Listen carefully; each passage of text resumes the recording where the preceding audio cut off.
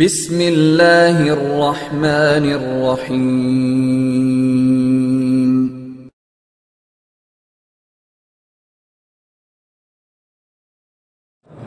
ওয়ালাইকুম আসসালাম রহমতুল্লাহি ওয়া বারাকাতুহু। এক মুহতারাম ভাই প্রশ্ন করেছেন যে ওনার 8 মাস বয়সের একটি বাচ্চা আছে, সেখানে বাচ্চার মাকে তো অনেক সময় প্রসাব করে দেয়, তো এই অবস্থায় তার সালাদটা কিভাবে আদায় করবে? হ্যাঁ জি, সুন্দর প্রশ্ন, জাযাকুমুল্লাহু খাইরা, সুন্দর প্রশ্ন করার জন্য। আমরা জানি যে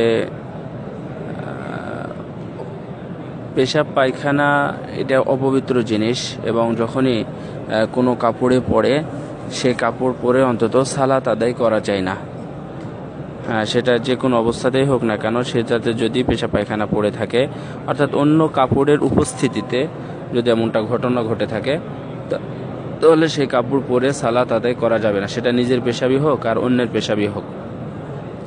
তো এক্ষেত্রে যদি বাচ্চাদের প্রসাব হয়, তো বাচ্চাদের প্রসাব হলে যদি বাচ্চাটা ছেলে হয়, এটা আমরা মনে রাখবো আর কি, যদি বাচ্চাটা ছেলে সন্তান হয় তাহলে তার সেই বাচ্চার 6 মাস পর্যন্ত, অথবা বাচ্চা খানা শিখেছে এর আগ পর্যন্ত, খিচুড়ি খায়, তারপরে একটু রুটি হাতে দিলে রুটি ধরে দিলে রুটি খায়, এরকম সময় এর আগ পর্যন্ত যদি ছেলে সন্তান প্রসাব করে, তাহলে যদি পেশাব হয়ে যায়, তাহলে তারপর পানি ছিটিয়ে দিতে হবে। এটা হাদিসে রাসূল সাল্লাল্লাহু আলাইহি ওয়াসাল্লামের সামনে একটা বাচ্চা নিয়ে আসা হলো। তখন সেই বাচ্চাটা 1 দিন 2 দিনের বাচ্চাই ছিল। তো তার কোলে দেওয়া হলো, দেওয়ার সাথে সাথে রাসূলুল্লাহ সাল্লাল্লাহু আলাইহি ওয়াসাল্লাম সেখানে রাসূলুল্লাহ সাল্লাল্লাহু আলাইহি ওয়াসাল্লামের কোলেই পেশাব করে দিল ছেলেটি। তো রাসূলুল্লাহ সাল্লাল্লাহু আলাইহি ওয়াসাল্লাম রাশা হচ্ছে সেখানে রসাল মা পানি ছিটিয়ে দিলেন। পানি ছিটিয়ে দিয়ে তিনি এভাবে থেকে গেলেন, অর্থাৎ পরবর্তীতে সালাত আদায় করলেন, সালাত আদায় করা যাবে। তো সুতরাং যদি সে ছেলে সন্তান হয় তাহলে এ পর্যন্ত, অর্থাৎ ছেলে খাওয়া শিখেছে তার আগ পর্যন্ত এটা করা যাবে, অর্থাৎ পানি ছিটিয়ে দিলে হয়ে যাবে। আর যদি মেয়ে সন্তান হয় তাহলে পেশাব করলে সেটা ধুয়ে ফেলতে হবে। 1 নম্বর কথা হচ্ছে সেটা ধুতে হবে। যদি এমন জায়গায় পেশাব করেছে, আপনি বসেছিলেন, আপনার যদি কোলের উপরে, বা যেটাকে কোছা বলা হয়, এই কোলের উপরে যদি পেশাব করে দেয়, তাহলে সেইটা ধোয়ার আর তেমন কোনো বুদ্ধি থাকে না, তখন সেটা পরিবর্তন করতে হয়। তাই সেটা পরিবর্তন করতে হবে। বিশেষ করে মহিলারা, আমি সরাসরি বলতেছি আর কি, যদি মহিলারা ওটাকে কি বলে, ভুলে গেলাম, ম্যাক্সি, যদি ম্যাক্সি পরে থাকে আর এই অবস্থায় যদি সন্তান পেশাব করে দেয়, আর যদি সেটা মেয়ে হয়, এটা তো আগে পার্থক্যটা আগেই করে দিলাম, যদি বাসা পেশাব করে দেয় তাহলে সেই ম্যাক্সিটা খুলে ফেলতে হবে, খুলে ফেলে নতুন ম্যাক্সি পরে সালাত আদায় করতে হবে।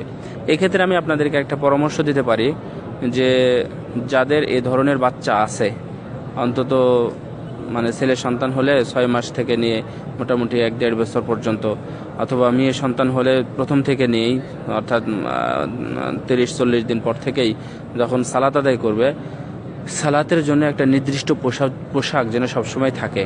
সেটা আপনি যা পরেন তাই, যে পোশাকই হোক না কেন, যে পোশাক আপনি পরেন বা আপনার ওয়াইফেরা পরে, সেই পোশাকই ওখানে রেখে দিবেন, রেখে দিয়ে ঠিক সালাতের আগে পরিবর্তন করে সালাত আদায় করবেন, পরিবর্তন করে ওযু করে তারপরে সালাত আদায় করতে হবে, নাহলে ওই কাপড়ে সালাত হবে না।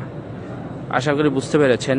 যদি ছেলে সন্তান হয় তাহলে 6 মাস পর্যন্ত, সাধারণত এরকম 6 মাস পর্যন্ত আপনি পানি ছিটে দিলেই হবে। আর যদি মেয়ে সন্তান হয় তাহলে ওটা ধুয়ে ফেলতে হবে। যদি ধুয়ে ফেলা সম্ভব না হয় কাপড়টা, তাহলে কাপড় চেঞ্জ করতে হবে, চেঞ্জ করে অন্য কাপড়, ভালো কাপড় পরে সালাত আদায় করতে হবে, আর ওই কাপড়টা ধুয়ে ফেলতে হবে। এখানে আপনাদের একটা বিশেষ দ্রষ্টব্যের মতো একটা কথা উল্লেখ করি, যে বিশেষ করে যাদের ওয়াইফ আছেন তাদেরকে আপনি বলে দিবেন, বা যাদের এরকম অবস্থা, আপনার পরিবারের বিষয়টা বলে দিবেন, যে আপনার একটা লুঙ্গিতে বাচ্চা পেশাব করে দিল, আপনি লুঙ্গিটা খুলে ফেললেন, লুঙ্গিটা খুলে তারা ধুলো, এই ধোয়াটা কোথায় ধয়, এটা খুব সাবধান। আমাদের এক উস্তাদ শেখ বদিউজ্জামান রাহিমাহুল্লাহ মারা গেছেন। তো বদিউজ্জামান উস্তাদজি বললেন যে আমি যদি ওখানে 7 বারও ধুই, তাও তো আমার পেশাবটা পবিত্র হচ্ছে না। তার কারণ হচ্ছে ওই কাপড়ে পেশাব ভরে ছিল, আর ওই কাপড়টা আমি বালতির মধ্যে পানি ভর্তি বালতির মধ্যে ঢুকিয়েছি, ঢুকানোর কারণে ওই ইয়ার পেশাবগুলো বালতির মধ্যে ঢুকে গেছে। আমি সেটা দিয়ে আবার ধুচ্ছি, পুরো কাপড়টাই আমার মানে পেশাব দ্বারাতে মানে জড়াজড়িত হয়ে গেল। এই জন্য নিয়ম হলো কিছুটা হলেও, অল্প একটু হলেও পানিটা যেখানে পেশাবটা পড়েছিল আপনি যদি জানতে পারেন তাহলে সেখানে একটু পেশাবটা ধুয়ে দিবেন, ধুয়ে দিয়ে তারপরে পুরো কাপড়টা ধুবেন।